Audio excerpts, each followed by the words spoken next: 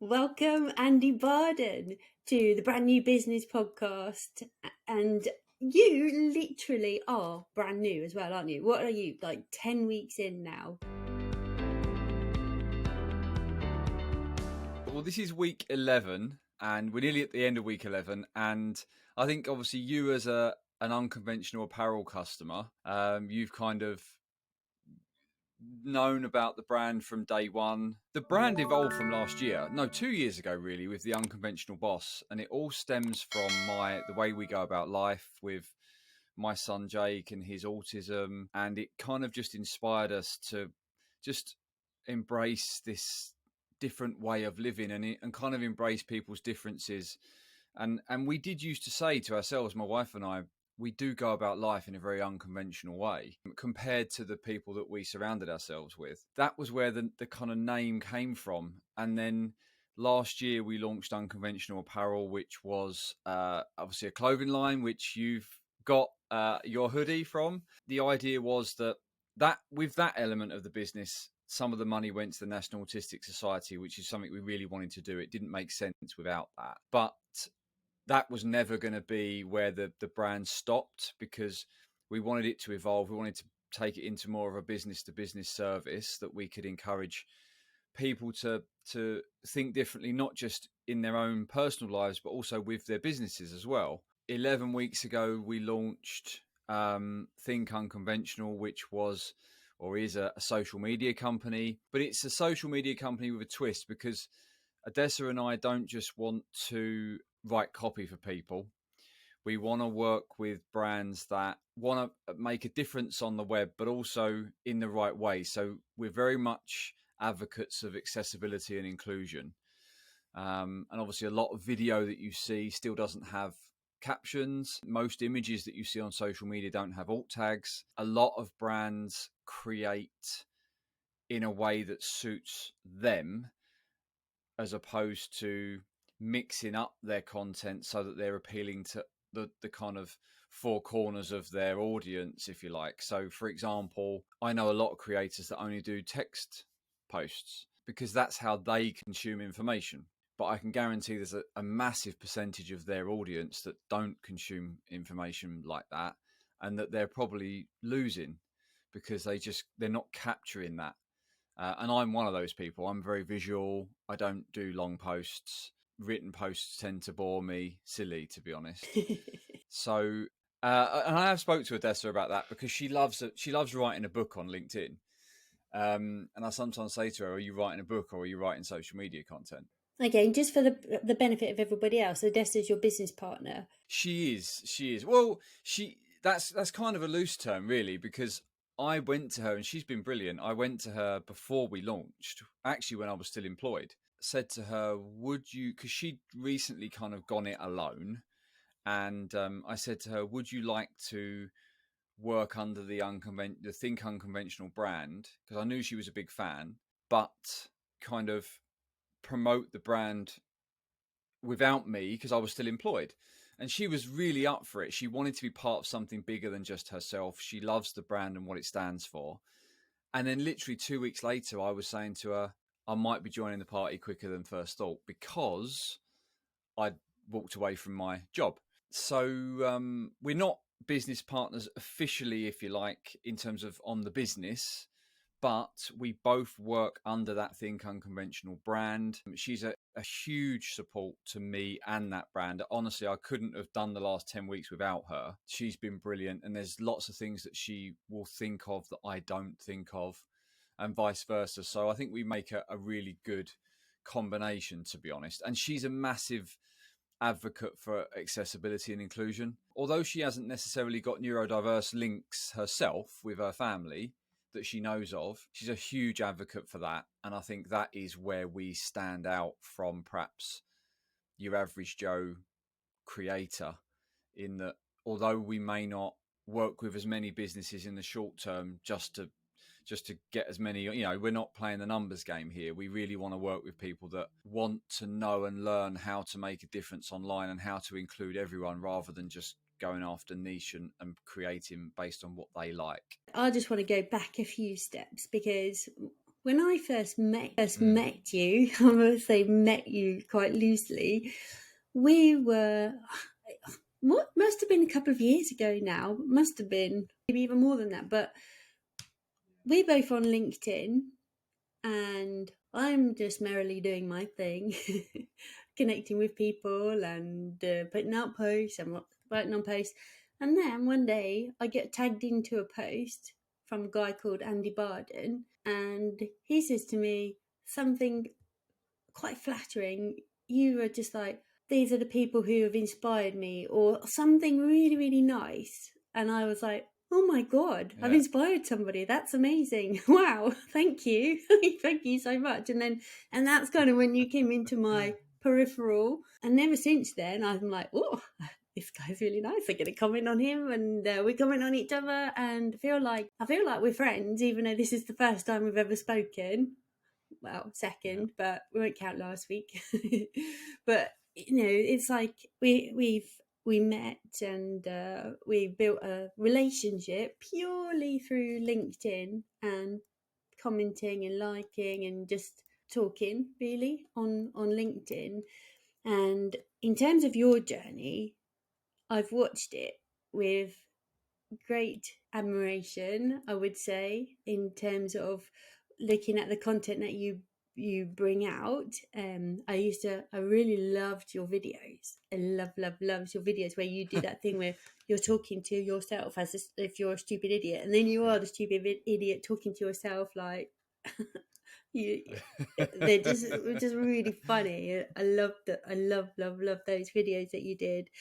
And I don't even know what company you were part of at that point, what you were doing that for. Then you launched the Unconventional Apparel, and that was these amazing clothing line that had passion and purpose. And I really bought into the whole purpose thing because you talked so much about your son and the problems that you were having, or about other people's awareness and how other people were thinking it would affect you guys and how you were acting. So yeah, tell us a bit more about where you were then and how your journey's kind of unfolded to get to where you are now. Well, firstly, I think I remember those days. It was probably when I first came on the platform, which was 3 years ago now. I kind of latched on to a few creators that, and I think you were one of them. There were a couple of others, and that was kind of my first venture into LinkedIn and just trying to figure out the platform and almost prove the company that I was working for wrong, because they were very much of the mindset that you only create on LinkedIn if you're going to talk about what you do. Other than that, it's a waste of time. And I always knew they were wrong because even back then, and this was even earlier than that. That original conversation with them was probably 2018, and I was saying to them, we're a marketing company that's great at marketing B2C brands, but we don't market ourselves. No one knows who we are. We've got no inbound leads coming in. And that's because we don't go on social media and create a conversation, create a story behind us and build that awareness. And they were just so anti it. So I kind of decided, right, I'm not going to do it for you, then I'm going to do it for myself. And I'm going to prove the theory that you build brand because you go out and you create conversation and you inspire and you educate and all the rest of it. And you do it in a way that entertains.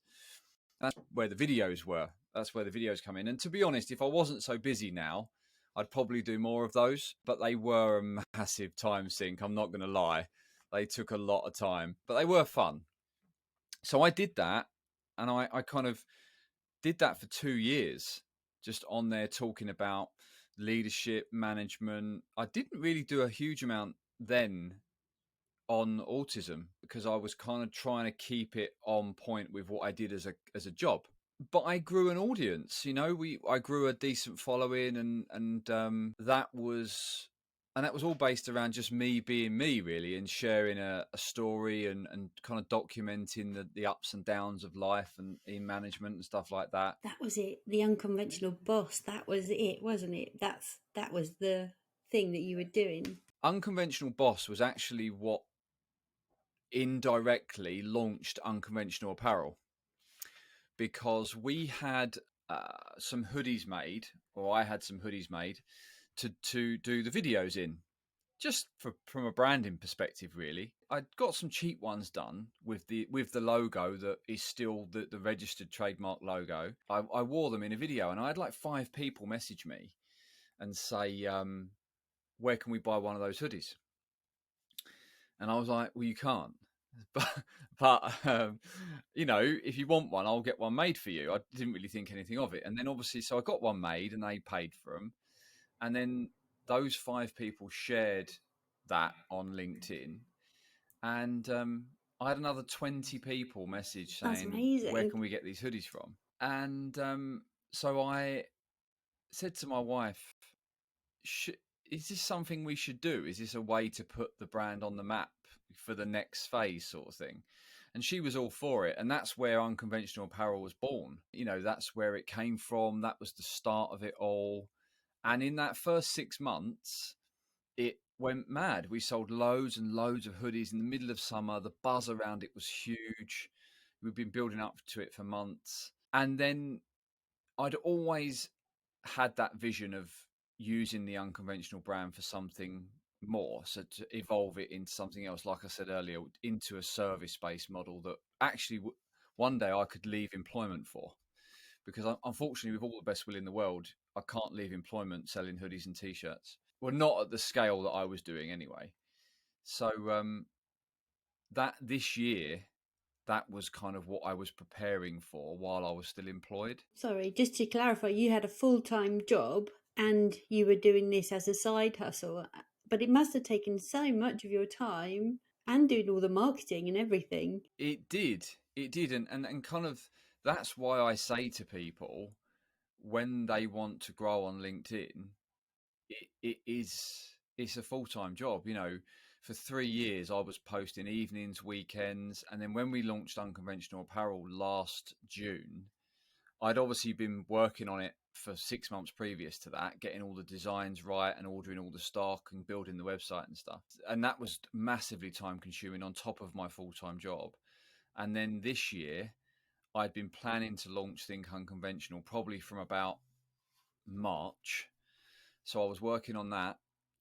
And ultimately, it was LinkedIn that kind of lost me my job in employment. I left a company in January that I'd been at for 10 and a half years this year to go to this new job. And I always knew this new job was going to be make or break. It was either going to be the thing that kept me in employment, and that was the next big thing, and I was going to be happy in employment, or it was going to be the push I needed to go and do the thing that I've always wanted to do. And it ended up being the latter because it didn't work. I was only there for 3 months, and I just hated it, and we weren't a fit at all. So I spoke to my wife and just said, it's now or never. And she agreed. So we kind of just dived into it. I wasn't ready. Like, I didn't have a website built. I hadn't set up the business in terms of the banks. I hadn't got my accountant sorted. I wasn't ready at all. That first 2-3 weeks was manic. But here we are. Here we are. I think sometimes you can be over prepared, and sometimes you have to just jump in with 2 feet and deal with what comes. That's a really interesting point, I think, actually, that holds so many people back. Ducks in a row, that that thing of like, well, if I'm going to start a business, I have to have a website, I have to sort my branding out, I have to have this, I have to have that, I have to do this, I have to do that. When actually you don't. You can kind of launch with very little. I mean, yeah, you need to get these things in line, but even then they don't need to be a finished product. You don't need to have like an all singing, all dancing website. You need to have some kind of branding. I mean, yours, I think you did yours yourself as well, didn't you? And and that's really good. It's really strong. It's it works really well for your brand. You've done amazing Yeah, stuff. I did do it myself. I think I've mentioned to you before that I had a little bit of a creative inspiration because I did go to art college for 3 years, and I always thought to myself, whatever I create as a logo as such, I do want it to be something that I've done. And I think there's something in that. I joked on LinkedIn a while ago and I put up a picture of the U, which is the emblem that's on the cuff tags and stuff like that on all the stuff. And I said, "Oh, this will be as famous as the Nike swoosh and the Amazon arrow in years to come." But I kind of do look at that, and I just think, that that logo is on all of the social media pages. It's on all of the clothing. It's the logo that is we use for Think Unconventional. So, I am a big advocate of simple branding, that people recognize over time, which I know is something that is a big thing for you as well. Consistency. How often do I say that word? I mean, and that's what it is. That's what it takes. Nobody would recognise the Nike swoosh if they'd used it sometimes, not others, and put it on some things and not others. And it's having it up there, front center, all the time, every time. That's what creates that bond, that subconscious link in the mind. It's just like repetition. And your colours are red. Yeah, I know that it's red with a white. Is it white U? But yeah, that red is really powerful because you use it all the time, every time, again, again, again, again, again. It's on everything that I see of yours. You're doing all the right stuff. Probably it must be because you've been reading my posts for the last 3 years, hey? It's But it got to be is, that. It's got to and I be. think that's the thing. It is that, and I think that's the thing with LinkedIn. Like I never 2 years ago, if you'd have said to me, right, you're going to launch a company that helps and manages people's social media, you're going to be training on social media, you're going to be telling people how they can grow on. So I would have said, no, that isn't how we're going to take the brand. But I think there's so much confusion and kind of naivety around the power of LinkedIn and the power of social marketing. I guess it was born out of frustration in the end. Like the reason we took it, or I took it this way, was because there was so much. I believe in the power of the platform so much, and the power of creating and being part of a conversation and building community that then ultimately drives inbound leads. And I think because I was so anti cold calling, cold messaging, all of that, 100 DMs a day automation crap. I hate all that. I was so anti that. I almost wanted to make a point about how powerful inbound can be through creating conversation and connections, that I thought, you know what, this has got to be the next evolution. Was there anything like from everything you were saying today? It's like you've been blowing on some serendipitous breeze for the last 2 years in terms of was anything really intentional? Like, what did you? How far ahead have you planned? And you sound like you have a plan, and then you sound like you never had a plan. What? Do you have a plan? I don't, not really. The word unconventional, the brand, what it stands for, the message of inclusion, where it comes from, the inspiration of Jake, and my worries over the years of how he's going to fit into life as he gets older and how he's going to be accepted. That's what drove unconventional. And I think there's so many different elements. We've got unconventional apparel, which is if people want to wear that message and feel like they're promoting accessibility and inclusion, they're promoting the fact that they want to be different and they embrace the fact that they're different, they can wear it. There's the podcast, which obviously talks about neurodiversity in the workplace. And now there's Think Unconventional, which is designed to help brands become more inclusive with their social media content and web content or any other thing that they produce. So I think there's a loose plan there to grow a business that helps not only consumers but businesses become more inclusive. Where it goes next, I don't know.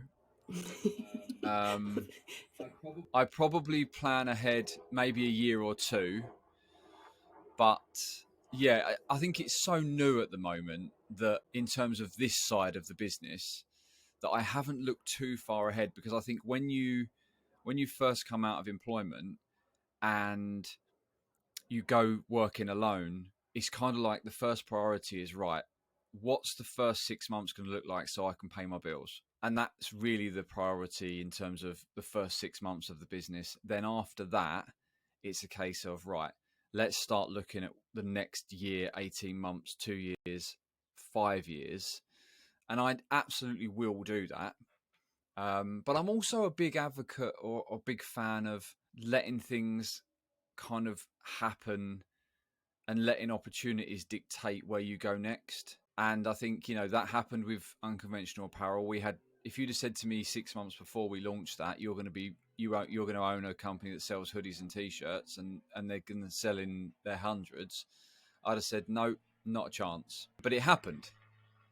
If you'd said to me a year ago, you're going to take the unconventional brand and run a social media company, I'd have said, no, not going to happen. But it happened. So I do think I am a big fan of kind of letting opportunity of having different conversations and meeting different people almost dictate what the next phase of unconventional is going to be. I love that. I mean, I think that that's amazing. I know that that would fill probably most people with so much anxiety that they probably wouldn't even be able to get out of bed. I mean, I've lived Yeah. so Avery Creative has been going now for 6 years, nearly 7 years, and I don't know really I'm what work I'm going to be doing next week. My week fills up somehow, mystically, magically, like the week before, or even during the Yeah. course of that week, and I've been I've been busy for 7 years. It's been great. But I have no idea what I'm going to be doing in 2 weeks. Not a clue. Well, I do actually. I'll probably be on holiday now. But it's it just happens. And in the beginning, that made me really anxious. I started grinding my teeth at night. I was waking up with jaw ache, going, "What's this Mm. about?" And I went to the doctor, and I'm like, "Why have I got such sore jaws?" And she said, "Because you're grinding your teeth." And I'm like, "I don't grind my teeth." I said to my husband, "Do I grind my teeth?" He says, "You grind your teeth." And I'm like, "Oh," but it was just the stress. It was just the anxiety of Yeah. like, am I going to earn anything? Is anybody going to give me any work? And how am I going to contribute to the bills? Yeah. And how am I going to pay my way? And it's yeah, it's really quite disturbing those early days. But I had absolute faith that I would pay the bills and that I would never go back to working for anyone, and that it was all gonna be fine, and it is, and it has been, and it just gets better and better. But yeah, that whole thing of jumping into that abyss Yeah. of like, what's coming, what's next, I have no clue. And I love the way that you embrace it, like it's been fine so far and it'll be fine as I go, and I'm just gonna wait and see. I mean, that is fab. But as I say, most people find that very, very difficult to deal with. They do. And I think, and I've struggled with it in the sense that obviously I didn't start with any clients. And we were in a fortunate position that we had a few quid in the bank that we could fall back on. If I didn't know what I was doing from 1 week to the next, I would really struggle with that, if I'm honest, as a person. Obviously, with the type of work that we're doing, we're generally signing 3 to 6 month contracts, because as you know, it takes 6 months to see any difference on LinkedIn if you're starting from zero. So there's no point in someone letting you work with them for a month, because they're not going to see anything. So it's important that they kind of commit to a block of time. And then obviously, if you do a good job, the chances are they're going to just continue working with you longer term. So I guess that's the big difference between what we're doing and what you're doing. A lot of the work you're doing, I guess, is one-off pieces. Yeah, I do a logo, I do a website. wham bam, thank you, ma'am, kind of thing. It's done, it's dusted, and people Yeah. move on. I mean, those people come back time and again for, oh, I need a PowerPoint presentation, or I need a leaflet, I need this, need that. But they're only quite small things, really, after the big sort of launch. Mm. I'm jealous now then, because you've got residual income. What is that? I mean, what people pay you for 6 months? The plan really longer term is to have physical products that people can go and download and use, because not everyone wants to pay hundreds of pounds a month for people to manage their social media platforms. A lot of people do want to have a go at it themselves. And something Odessa and I are working on at the moment is a very comprehensive downloadable document that we will sell, which is a start to finish guide to LinkedIn. And it will be, again, touching on the inclusion element and accessibility. It won't just be a written PDF of like a PowerPoint converted. It will also be an audio version for people that like to consume information that way. But it will also be a video. Everything will be videoed as well by me. So if someone likes to consume information by watching, they can. If someone likes to read, then all of the information is there in text form and images. And if someone wants to just listen to it as they're in the car, or if they're on their headphones and stuff like that, then they'll have the audio version, which Odessa will do. So it will, and then when you download it, you have all three as one big downloadable document. So for the guy who doesn't plan, you have a lot of things going on. You do have lots and lots of plans, and because I mean, you've launched your own podcast as well, haven't you? Tell us about that. Yes, yeah. So the unconventional podcast is about it's neurodiversity in the workplace. So I think we're on episode 10. Episode 10 goes out on Monday. Not all of the guests so far have been neurodiverse, but they've had experiences with, or they've got family members that are, or children, obviously, like myself. So I guess where I want to take that podcast really, and again, you say about not having plans. I guess I do have plans. Um, one of the plans with that podcast is to start getting kind of people that are neurodiverse, that are perhaps more in the public eye over time, to come onto the podcast. And obviously, yes, because we need to drive the listeners. And the reality of the world we live in is that if I put someone on there that's instantly recognizable and that's a huge deal in terms of what you would call celebrity status, people are absolutely going to want to come and listen to their story. So I think we need to, it's a process of building it up, talking to some great people.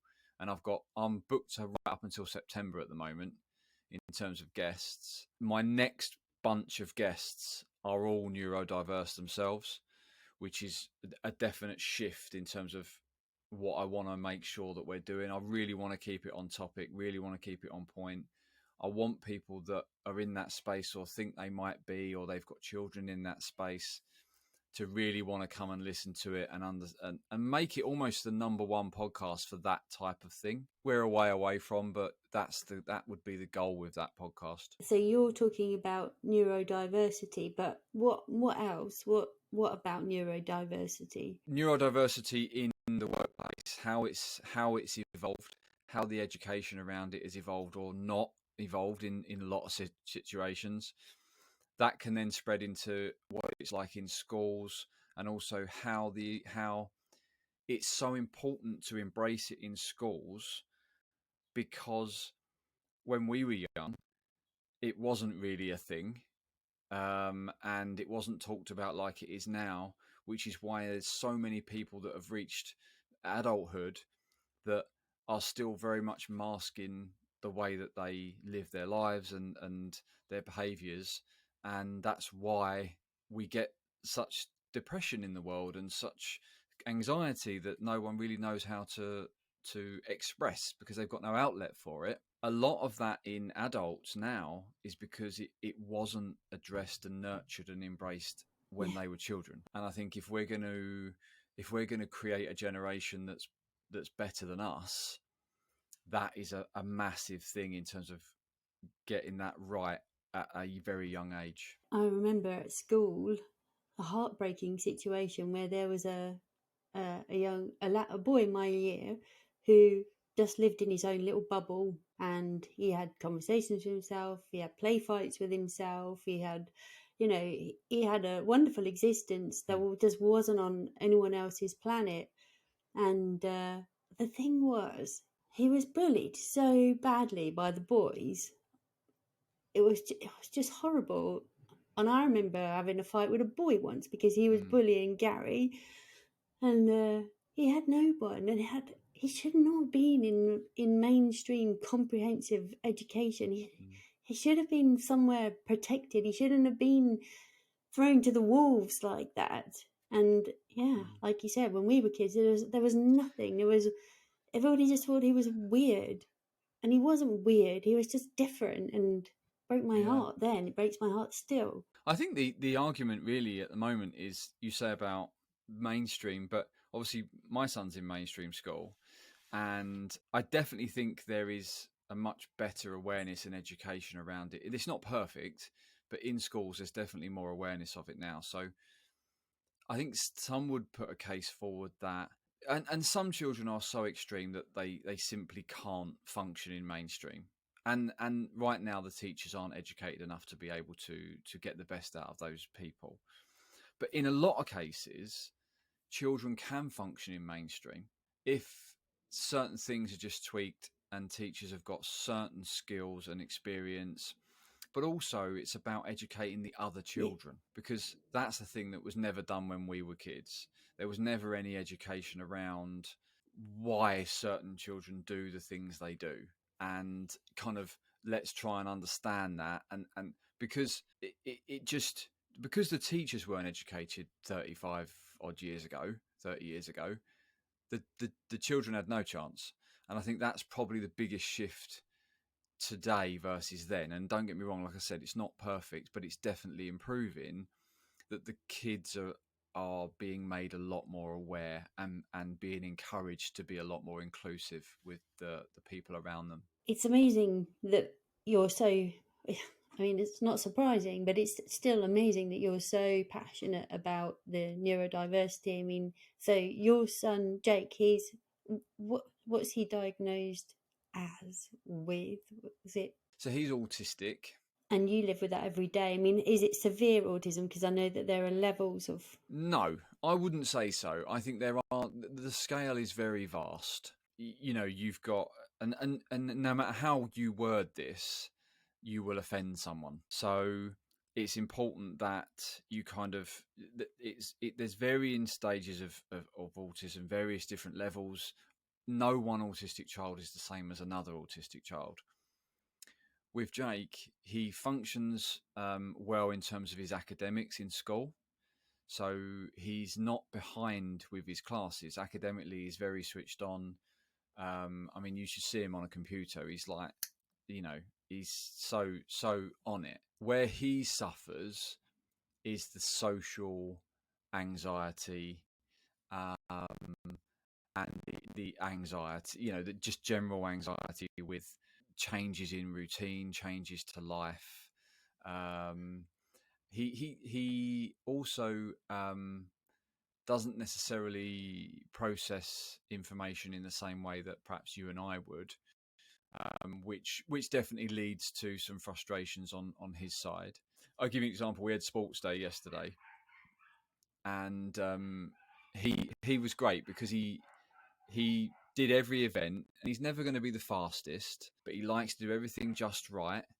But the great thing about Jake is that he doesn't have that thing inside him that says, I'm worried about what someone's going to think of me if I do this.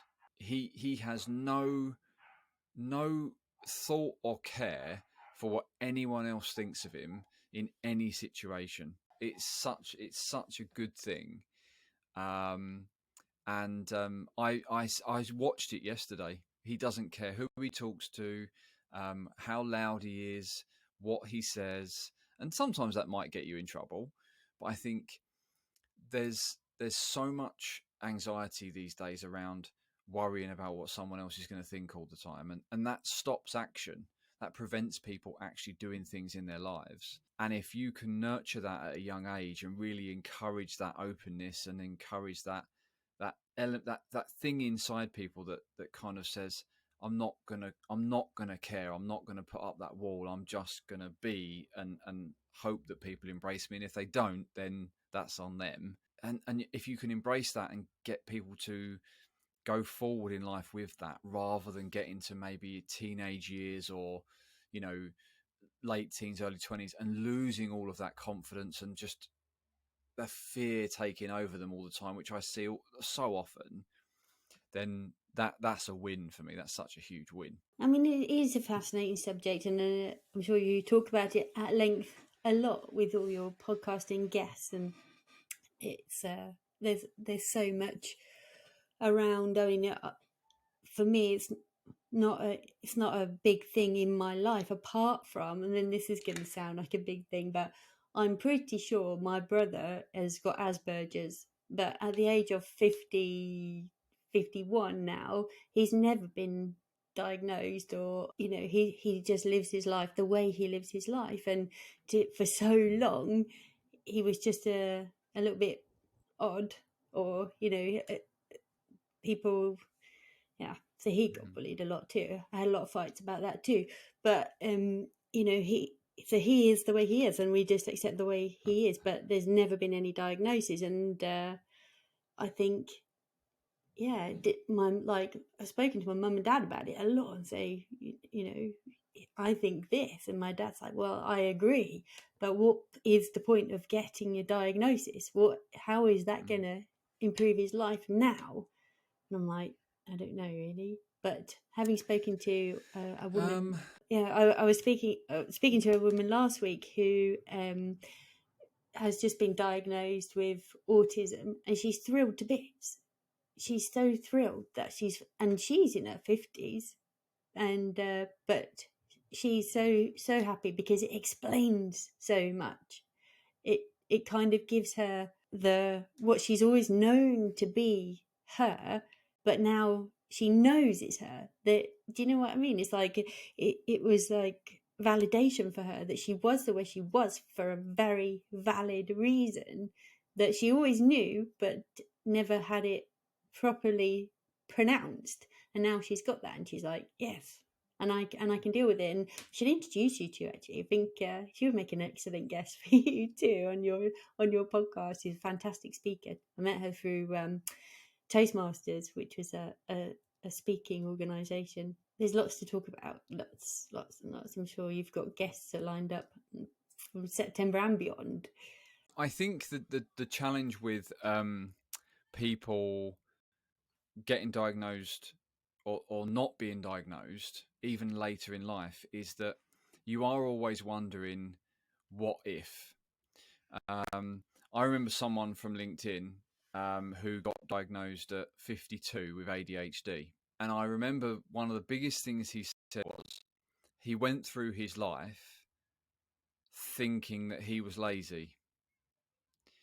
And you might even know what I'm talking about here. And when and people would say that to him when he was employed, people would tell him that he was lazy, and he started to really believe that he was lazy, and he tried to combat it, and he couldn't get his head around it. And then he got into that mental spiral, that downward spiral of really believing that he was just lazy and that there wasn't anything he could do about it. And then when he got diagnosed with ADHD and he really started to understand ADHD and why it has that impact, it was such a wake-up call for him, and his life instantly changed because it was that mindset shift.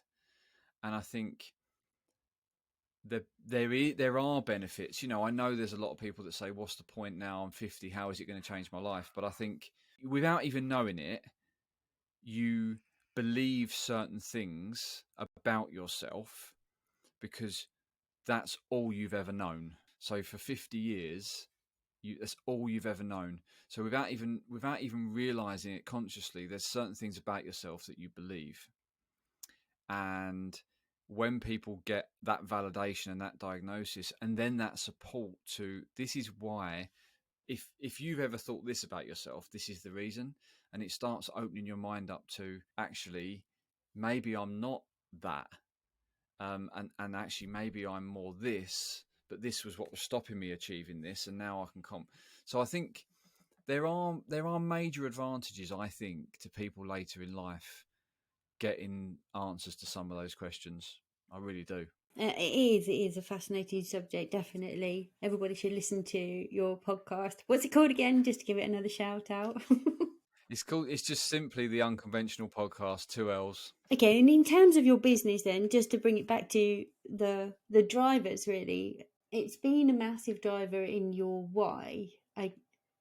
in your ethos of who you, like you said before, who you even choose to work with. I mean, how does that come and transfer into your business life? To be honest, when we first started, and I did say this to Odessa, she was very adamant that we were quite choosy with the types of clients we work with. And yes, if I really didn't get on with someone and I felt like it was going to be a really bad fit, I wouldn't work with them.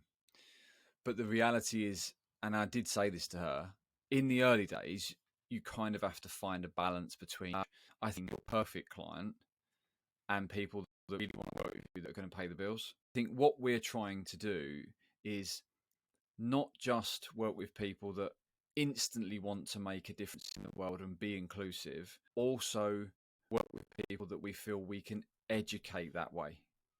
So they might not start life like that. They might come to us and just say, this is what we are, this is what we want you to do. But through a process of education with us, in terms of this is what we're about, and this is why we think that you need to be more inclusive with your content, and this is the things we recommend you do with that, that over time they start seeing the benefits of that, and they start realizing how important it is to be inclusive. So although it would be lovely if we could work with, I mean, we went to the autism show at the Excel a couple of weeks back, and there were tons of stands, people in the autism space, different businesses. And I would love to fill my time working on the social media content for all of those companies. But that's not realistic. There's always I might get some, but there's always going to be other businesses. You know, we work with, I work with a car company at the moment. I work with an engineering company at the moment. I work with a couple of agencies and none of them by default are looking at accessibility and inclusion. But by working with Odessa and I, they're slowly being educated on the benefits of Almost by doing proxy. that. And that's kind of what we want to do going forward. So you're in week 11 now. So as I said, very, very early days in terms of your business. And would you say that you've hit the ground running? Because that is definitely how it's coming across. Because of the 3 years I did on LinkedIn before we launched, I felt like I had a good foundation to be able to go and launch a business, and there'd be enough engagement within that initial content that it would put it in front of the right people initially. So if I hadn't done the groundwork and I hadn't put a lot of work in over those 3 years while I was still employed, I wouldn't have been able to launch the business how I have. I'd have been starting with nothing. I wouldn't have secured the clients that I have. I wouldn't have the relationships that I have. So I think, yes, we've hit the ground running in the sense that I've got revenue coming in very early, which is quite rare for a brand new business. And I haven't really had to spend much. But at the same time, I feel like I'd already put the work in those 3 years previous while I was still employed. And I think this is a brilliant point of learning in terms of those people who, in my audience, are the people who are sitting in a job that actually they don't really like and are wondering, what if I could start my own business? That actually, if that is you, then start now working on your LinkedIn profile and building a personal brand, if you like, so that you can take that with you when you launch it and become a business. Yeah, I think the challenge is I was very lucky that I had an employer that didn't mind me doing LinkedIn in my own time, and they never questioned it. I know of a lot of employers that really frown upon LinkedIn use outside of doing it for them. Even if you're doing it in your own time, they'll still give you a hard time because you're creating content that potentially conflicts with their brand. This is true. Yeah, hadn't just thought of that so much. So how do you do it then? I mean, I guess you have to have a sympathetic boss. You do have to have a boss that understands, or you you're a little bit sneaky and you create 2 LinkedIn accounts, which isn't technically allowed, but I know a lot of people that do it and they get away with it for years. I think there is a way that you can combine the two. So there is a way that you can create content that is on brand with the company you work for, but that promotes you as an individual as opposed to just promoting your company. So that, I mean, I'll give you an example. Nick Smethurst, who was the head of engagement for a company. Now, he's built a massive audience based on just entertaining people. But I can guarantee you that content that he created always linked back to his company and him. But now that he's left that company and he's going to be doing his own thing, he's got the perfect platform to start. So there is a way, and we can always help with this, that people can build a personal brand that doesn't conflict with their company ethos, but that just prepares them that if one day they do want to go, they can. And that is the thing, isn't it? Why not be engaging with your even if you're thinking of leaving, use the company that you're in as the platform in terms of like, this is me, this is what I do. Because as we both know, being avid users of LinkedIn, that your posts are a bit about you, a bit about your business, a bit about the wins, a bit about the tribulations. You kind of, it's all content about not just buy my product, buy my product, buy my product, buy my services. It's not, that's the worst kind of content. You just kind of slot those in every now and again. But much more of it is about, this is what I believe in. These are my values. These are these are the great things that I've been working on, and showing people this is what I'm doing. And then sometimes they buy from you. It's like a magical, mystical thing that just happens when you're talking about all sorts of other things. So yeah, you could do that for your own business, or you can do that for the business that you're in. It doesn't need to be conflict. And I think one of the things that I talk about a lot is the need for people to, it's important to create business brand, but people do need to create almost a brand around themselves and an audience based on them as individuals. Because as we know, generally in SMEs, people will always buy you before they buy your product. And I think I know people always say, well, I just give tips on the business on LinkedIn and that's what wins me a load of business. A, I don't even know if I believe that. And B, I think for me to be successful, if you're a business owner and you are trying to sell a service or a product, you have to give something of yourself. People need to buy into something, and they're not going to buy into just your product off the bat because it's no different from anyone else's product. What they're actually buying is you. And as long as your product matches what they need, then great. But to attract that in the first place, they have to buy you. Yeah, definitely. It's all about the people. What is this thing that everybody's talking about on LinkedIn at the moment about selfies? Has somebody started moaning about them, or because I haven't seen any monies, but I've heard lots of people moaning about the monies. I'm like, oh, what's going on? What am I missing? I think there's always been a bit of a debate around it. Obviously, I started using them last year when we launched Unconventional Apparel because I was selling stuff. So it made sense to always be visual. Plus, I'm a massive visual person. Like I said at the start of this conversation, I don't really do long text posts. I haven't got the attention span for it. So for me, I started doing it with purpose. And I think over the last year, what's happened is people have latched on to the way that selfies obviously stop people scrolling. And I think what annoys a lot of men is that there's a lot of women using selfies to just as a pure attention grabber when the post, in their opinion, has nothing to do with a selfie, so why use it? But if I'm honest, I do get it. You know, I won't say that I don't look at some posts and think, yep, you've attached a selfie to that because you're an attractive woman and you know it's going to stop people in their tracks and whatever. But if I were them, would I do it any different? Probably not. You are Mr. Selfie. I mean, I post a lot of selfies.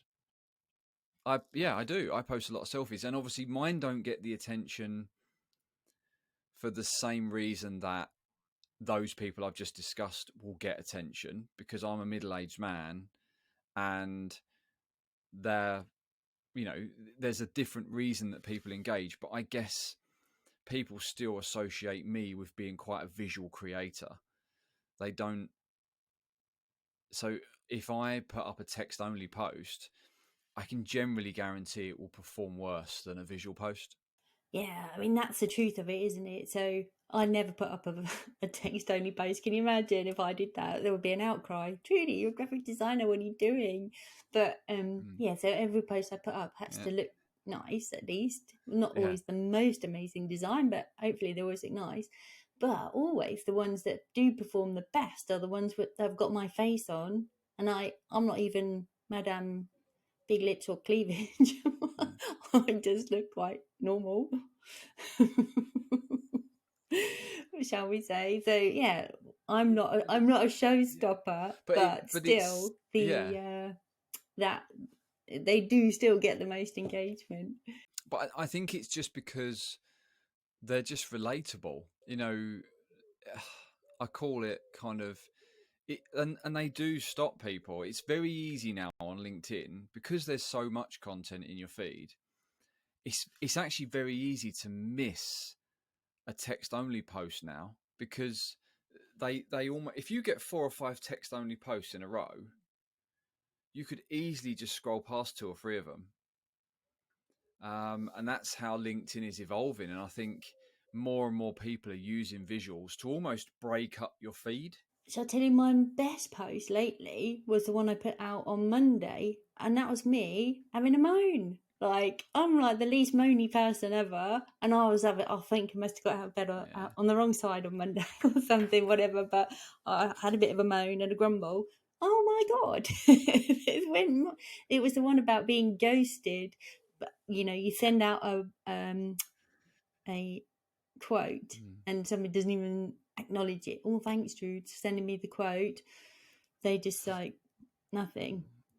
But interestingly, after I did that moany post, he did actually come back to me, say, "I'm really sorry. We're going through a few things, blah blah blah," and told me why he hadn't got back to me. So I think he might have seen my post and gone whack. But anyway, like 11,000 views, which was high for me, and like 120 odd people commenting. It's like mad. I thought, oh, I've touched a nerve there.